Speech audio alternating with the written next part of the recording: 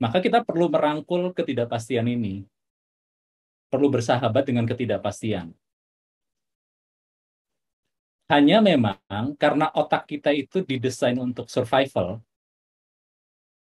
ketika kita menghadapi ketidakpastian, otak kita berontak, otak kita bereaksi.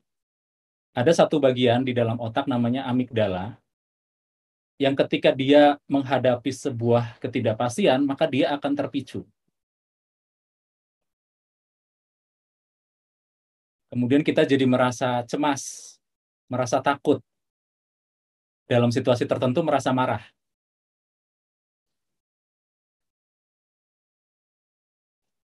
Dan saktinya si amigdala ini adalah dia bisa menghijack si korteks.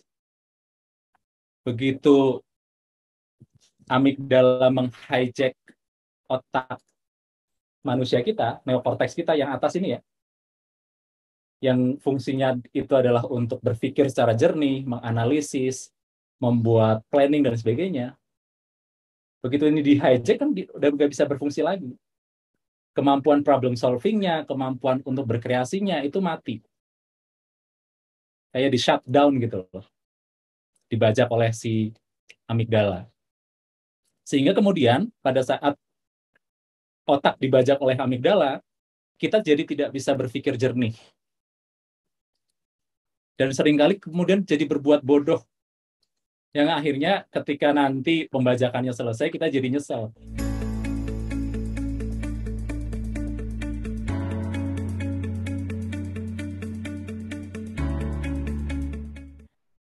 Bismillahirrahmanirrahim. Assalamualaikum warahmatullahi wabarakatuh. Oke, baik teman-teman sekalian. Jadi bahasan kita sore hari ini adalah tentang goal creation. Saya pertama kali mendengar istilah ini itu saat ikut sebuah webinar kelas online yang diselenggarakan oleh yang nulis buku NLP Workbook siapa? Joseph O'Connor. Jadi saya ikut kelasnya Pak Joseph O'Connor waktu itu via Zoom, kemudian beliau ini mengenalkan tentang istilah goal creation. Nah, saya itu langsung berbinar-binar mendengar kata goal creation ini. Karena selama selama hidup, selama baca buku, ikut kelas dan sebagainya itu belum pernah nemu dua kata ini disatukan, goal dengan creation. Yang lebih menarik lagi adalah Pak Joseph O'Connor itu kemudian mengenalkan bahwa di dalam kita mewujudkan sebuah tujuan, sebuah goal, itu ternyata ada mazhabnya. Mazhabnya ternyata berbeda-beda. Salah satunya itu adalah goal creation tadi. Jadi ada mazhab, nanti kita bahas ya, ada mazhab goal acquisition yang pertama. Kemudian ada mazhab goal attraction. Nah, kalau teman-teman yang pernah belajar tentang The Secret, Law of Attraction, dan sebagainya, ini kenal nih dengan hal-hal ini. Kemudian, beliau mengenalkan tentang goal creation. Nah, bahasan ini nanti kita bahas di belakang, karena di awal saya ingin bahas terlebih dahulu tentang ketidakpastian. Karena ini sesuatu yang menarik. Seakan-akan dua hal yang bertentangan kan. Ketika kita bicara tentang pencapaian tujuan, perwujudan tujuan, dengan ketidakpastian, itu seakan-akan dua hal yang bertentangan dan tidak bisa disatukan. Ketika kita bicara tentang ketidakpastian, goal setting, pencapaian tujuan, itu berbicara tentang kepastian. Kita inginnya berhasil, kita inginnya mencapai tujuan yang sudah kita tetapkan di awal. Bahkan ada kecenderungan kalau kita sudah bikin goal di awal, kemudian tidak tercapai, apa yang terjadi? Ada yang nyesek gitu ya. Ada yang nyesel, ada yang menyalahkan diri sendiri, ada yang kemudian kepercayaan dirinya terus jadi drop, jadi turun, dan lain sebagainya. Padahal yang namanya ketidakpastian itu sesuatu yang tidak bisa kita hindari. Dalam konteks bisnis, bisnis atau industri itu kan era sekarang ini dikenal dengan era fuca ya. Panjangannya susah lah, itu istilah-istilah yang rada-rada belibet. Intinya adalah era yang tidak pasti. Nanti cari sendiri. VUCA. Di googling aja ya. Jadi kita hidup di era yang intinya adalah era yang ambigu, era yang tidak pasti. Kita nggak bisa memastikan. Planning itu nggak bisa panjang-panjang gitu. Kita bikin planning untuk 3 tahun, 4 tahun, 5 tahun. Dalam setahun perubahan itu udah sangat banyak. Sehingga apa? Kita perlu ubah lagi plannya. Apalagi kemudian datang pandemi. Rencana-rencana strategis 5 tahunan semuanya bubar semua tuh. Langsung di-set ulang semuanya. Jadi kita memang sekarang hidup di sebuah era di mana ketidakpastian itu sesuatu yang normal. Pertanyaannya begini, apakah benar ketidakpastian itu sesuatu yang baru? Atau enggak? Kan secara logika, secara akal sehat, pasti kita akan menjawab ketidakpastian itu bukan sesuatu yang baru. Ya namanya hidup itu ya penuh dengan ketidakpastian. Benar ya? Kita nggak bisa memastikan sesuatu kan? Bahwa besok pasti akan begini, besok saya bisa begini, minggu depan saya begini. Memastikan bahwa kita masih hidup besok aja masih belum tentu. Masih nggak bisa. Maka kita perlu merangkul ketidakpastian ini. Perlu bersahabat dengan ketidakpastian. Hanya memang karena otak kita itu didesain untuk survival, ketika kita menghadapi ketidakpastian, otak kita berontak, otak kita bereaksi. Ada satu bagian di dalam otak namanya amigdala, yang ketika dia menghadapi sebuah ketidakpastian, maka dia akan terpicu. Kemudian kita jadi merasa cemas, merasa takut, dalam situasi tertentu merasa marah.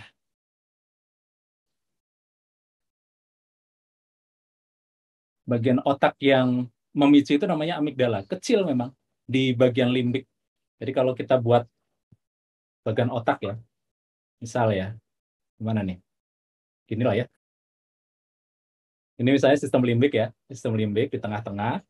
Ini korteks, nutupin limbiksnya. Ini reptil, brainstem dan kawan-kawan gitu ya, otak reptil.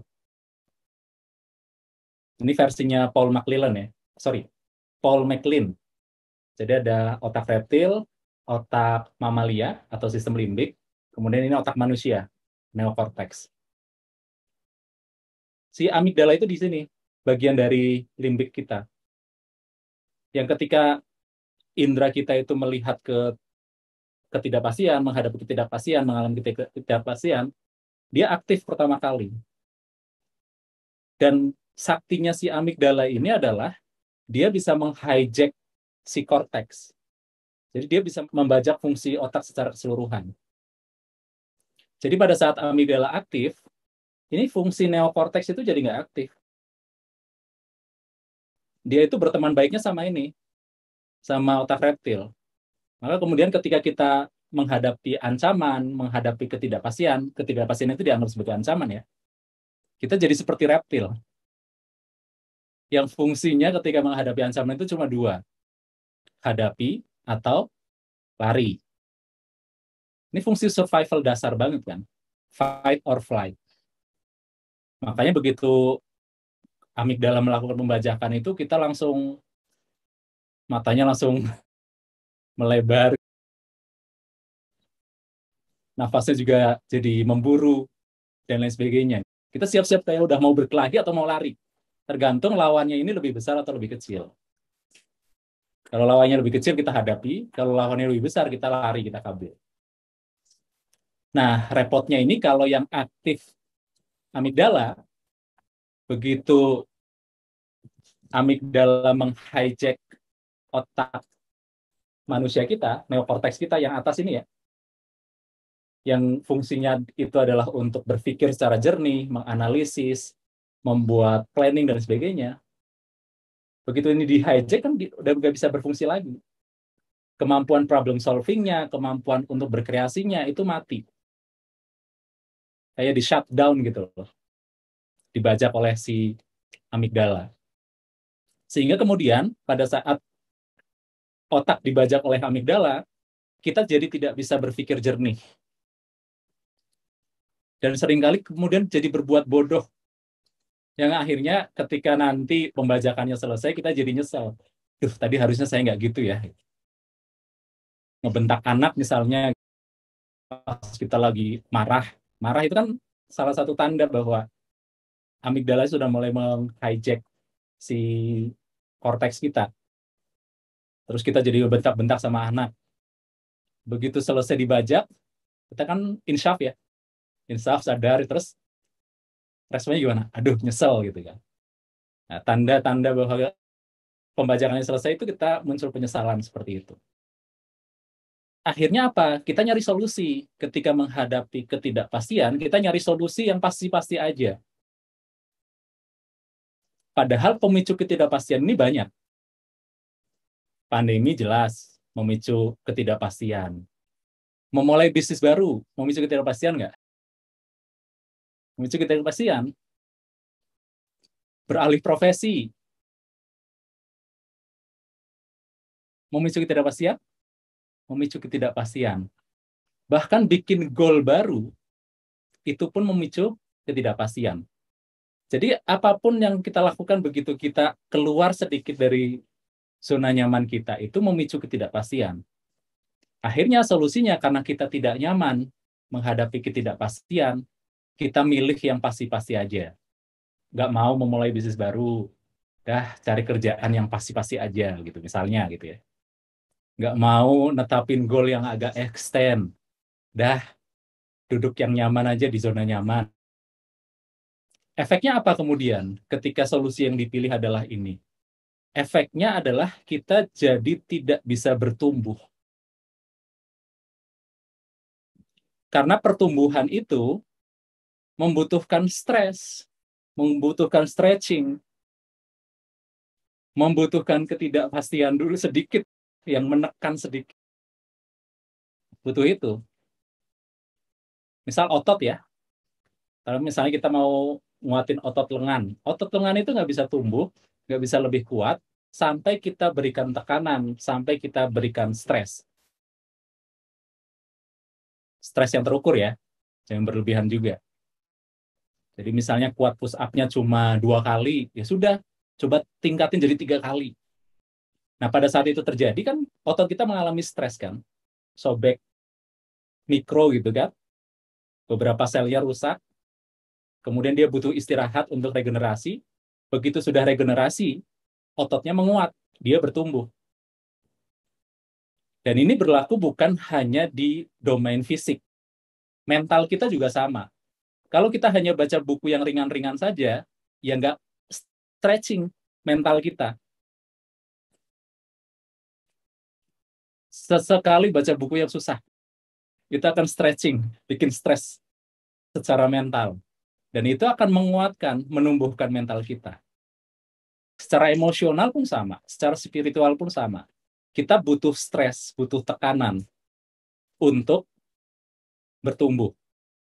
Sehingga kalau solusi yang dipilih, ketika kita tidak mau menghadapi ketidakpastian, lalu kita milih yang pasti-pasti saja, milih untuk bertahan di zona nyaman, maka kita tidak akan bertumbuh. Efek lainnya apa? Kita pengennya yang pasti-pasti aja. Pertanyaannya, otak juga ketika dia menghadapi kepastian yang terus-menerus, apa yang terjadi? Ada satu bagian otak namanya insula. Insula kita itu jadi aktif ketika kita selalu bisa memprediksi apa yang terjadi di depan kita. Efek yang kita rasakan apa? Bosan. Jadi kebosanan itu terjadi karena kita udah tahu habis ini ada apa, habis ini ada apa, habis ini ada apa. Itu lama-lama bosan. Bosan, mual, muak, jijik, itu satu tempat tuh kalau di otak, di insula tadi. Jadi pada saat hidup kita itu semuanya serba pasti, hidup kita itu kan nggak bervariasi, nggak ada variasinya.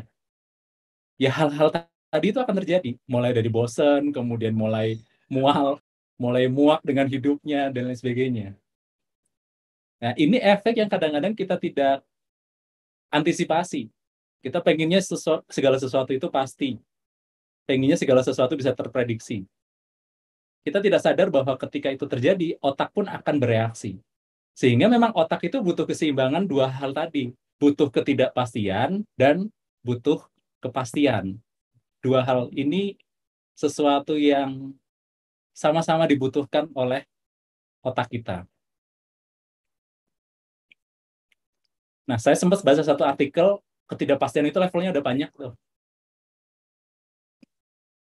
Saya nggak akan bahas detail ya, karena ini agak-agak kompleks dan banyak hubungannya dengan ilmu ekonomi. Saya tunjukkan saja hasil kesimpulan saya. Jadi ini gambar grafik ini adalah kesimpulan saya, bukan asli dari penulisnya. Jadi level pertama itu namanya certainty. Nggak ada di sini, nggak ada di gambar. Kepastian. Kepastian itu ya ketika kita tahu bahwa ketika saya melakukan ini, hasilnya akan begini. Itu namanya kepastian. Itu level 1.